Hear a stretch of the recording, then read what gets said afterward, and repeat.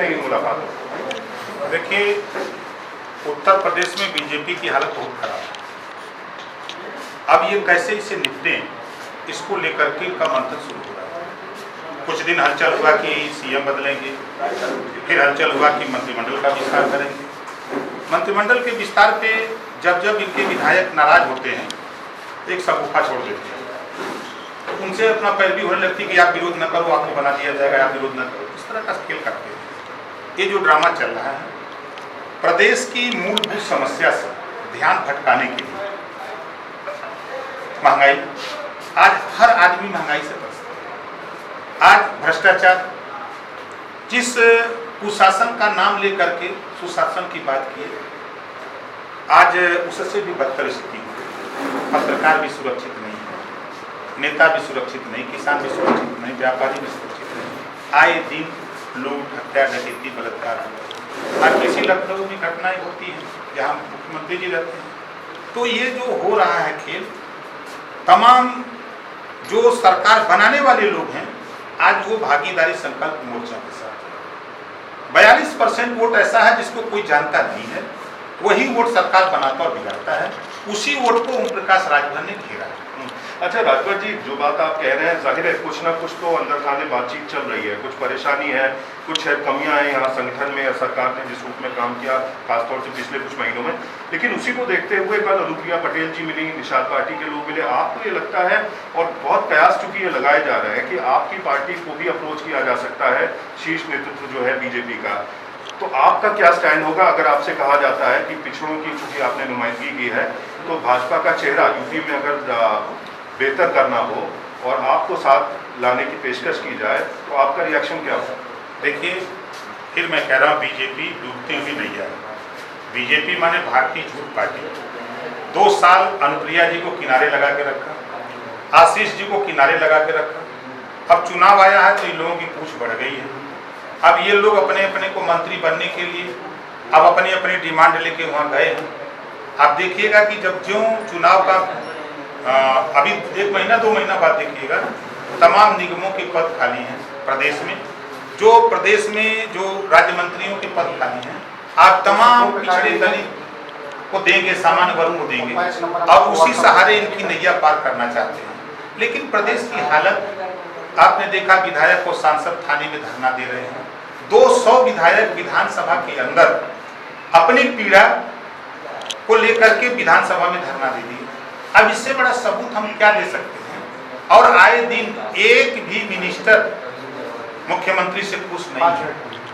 तो ये सब सारी चीजों को अध्ययन करने के बाद बीजेपी को लगा कि अब तो हमारी नैया डूब रही है, अब कौन बचाएगा? तो अब ये दगे हुए कारतूस को अब किस मुंह से जिनको अपने पास ले जा रहे हैं, आप उन्हीं से पूछा जाए कि 69,000 शिक्षक भर्ती में पिछड़ों का हिस्सा लूटा गया, तो आपने क्यों नहीं बोला? आपके 9 एमएलए उत्तर प्रदेश में है, 2 सांसद दिल्ली में है। क्या आपने समय मांग करके प्रधानमंत्री और गृह मंत्री से इस बात को चर्चा किया? अभी बादा में कृषि विभाग में 15 भर्ती हुई है, 11 राजपूत को भर्ती कर दिया। क्या आपने उस संबंध में वहां से पूछा? जो भी हिस्सेदारी 1700 थाने हैं, 52% आबादी पिछड़ों की, 22% दलितों की आबादी, हिस्सेदारी के सवाल पर तो आप बोलोगे नहीं भाई। पर राजभर जी, बीजेपी का संगठन तो 2017 में भी इसी रूप में काम करता था जब आप मंत्री हुए सरकार में। 2019 में आप जरूर अलग हुए, लेकिन राजनीति में संभावनाओं से कभी इनकार नहीं किया जा सकता है। आप खुद ही कह रहे हैं अपना दल के लोग बहुत नाराज थे, निषाद पार्टी के लोग नाराज थे, तमाम और दूसरी पार्टियां जो भाजपा के पक्ष में जा सकती हैं। क्या कोई संभावना बन सकती है कि आने वाले दिनों में ओम प्रकाश राजभर, अमित शाह जी अगर बात करें, पहले भी आपसे बात कर चुके हैं, तो दोबारा आपका दिल पिघल जाए और भाजपा के खेमे में जाए? देखिए, हम उस महापुरुष के वंशज हैं, श्रावस्ती सम्राट महाराजा सुहेलदेव राजभर।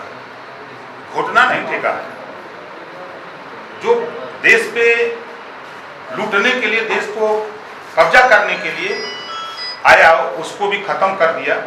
और 169 साल तक कोई विदेशी आक्रमणकारी आंख नहीं दिखा। ओम प्रकाश राजभर 2017 में मैं गया, इस उम्मीद के साथ गया, उन्होंने सामाजिक न्याय समिति की रिपोर्ट का 6 महीने में लागू करूंगा। हमारे सामने बैठ के आप बात कर लें, बीजेपी का जिससे हमारी बात है वो बात कर लें। 6 महीने में कहा, नहीं किया। उसके बाद उन्होंने कहा कि प्राथमिक विद्यालय में शिक्षा में सुधार ले आऊंगा, नहीं किया।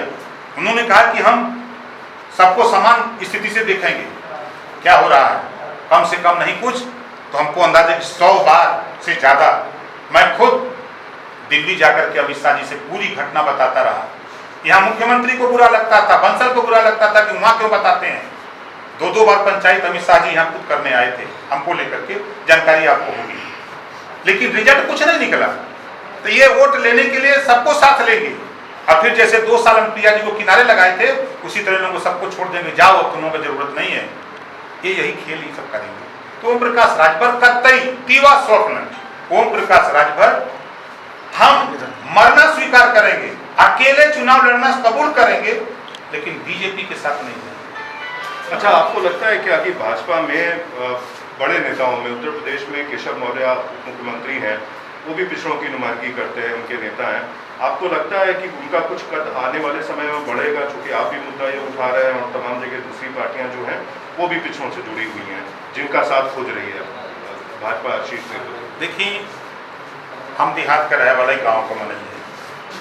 गाँव में जब किसी लड़के की शादी होती है, जब बहू आती है, तो आसपास के 4 गांव की औरतें देखने आती हैं कि चला देखा जाओ पर दुल्हनियाँ कैसा। फिर वो महीना 15 दिन 2 महीना के बाद चली जाती है। जब फिर दोबारा जब आती है तो ओकरे घरवा में ननद और जेठान जो होती हैं तो कनकिटिया लगती हैं, गरियाती हैं उसको। ये सब दगे हुए कारतूस हैं, समाज को धोखा देने वाले लोग हैं। जनता ने इनको चख लिया, पढ़ लिया, अब इनके छलावे में कोई आने वाला नहीं है। अच्छा राजभर जी, आखिरी सवाल, आपके जो भागीदारी संकल्प मोर्चा के बैनर तले तमाम लोगों से आपने बात की, ओवैसी साहब और उनकी पार्टी के लोग भी आपके साथ बैठे हैं, भीम आर्मी के लोग भी आपके साथ आए, कुशवाहा जी हैं, और किन लोगों को साथ लाने की उम्मीद है अगले कुछ महीनों में, चूँकि अब चुनाव में समय बहुत कम बचा है? देखिए, जो हमारे भागीदारी संकल्प मोर्चा का साफ साफ उद्देश्य है, उत्तर प्रदेश में हम लोग सरकार बनाकर घरेलू बिजली का बिल माफ करना चाहते हैं। दूसरा, हम लोग अनिवार्य समान और फ्री शिक्षा चाहते हैं। हम लोग उत्तर प्रदेश में अमन चैन चाहते हैं, भाईचारा चाहते हैं। हम लोग उत्तर प्रदेश में जो आज दिक्कत है गरीबों के साथ, उनको निःशुल्क स्वास्थ्य की व्यवस्था चाहते हैं। इन मुद्दों पर सपा आना चाहे, बसपा आना चाहे, सबका स्वागत, कोई दिक्कत नहीं है। भागीदारी संकल्प मोर्चा सबका स्वागत ऐसे लोगों का, लेकिन बीजेपी का नहीं। बीजेपी क्या यही कारण है कि बीते हुए अभी पंचायत चुनाव में आपने कहीं समाजवादी पार्टी, कहीं कांग्रेस, कहीं बीएसपी के समर्थित उम्मीदवारों का